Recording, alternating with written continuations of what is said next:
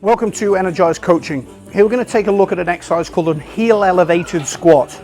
Now before we go into the set, first we need to establish why we're elevating the heels. Now this could be because you've got limited range of motion in your ankle, or it could be because, as in the case here, we're trying to bias the quads. Okay, so we're trying to allow a deeper range of motion to give us more knee flexion, which in turn will stimulate more quad fibers. Okay, now it will depend, the setup will depend on what your gym has available. If your gym has a wedge, then that's the best option because that's going to be a lot more stable than using the two plates.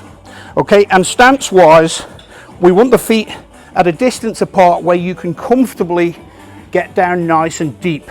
And again, from an alignment standpoint, we want the knees going in the same direction as the feet.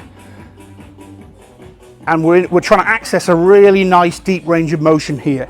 Okay, now if you don't have a heel wedge, we can take two plates.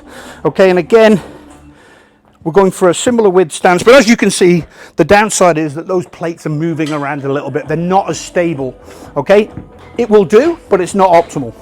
So because we have a heel wedge available to us here, I'm going to use that option. So we're going to take the dumbbells and we're going to get into our setup. And I've got my feet ever so slightly turned outwards, and I'm going to make sure when I drop into the squat my knees follow the same movement pattern. From there, chest up, shoulders back, and I'm just going to lower myself nice and slowly, pause in that bottom position to eliminate momentum, and then drive on the way through. So in that bottom position, I'm pausing and driving down. I'm pausing and driving down.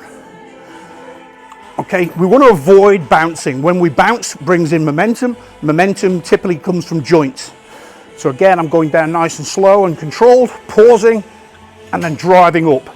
Now, one thing I need to mention, when you're in that bottom position, don't think about coming up. I want you to think about driving your feet through the ground. So I'm there in that position there. I'm not thinking about going that way. I'm thinking about my feet driving through the ground, and that's going to really help fire and activate these quad fibers. Okay, so again, the movement would look like this.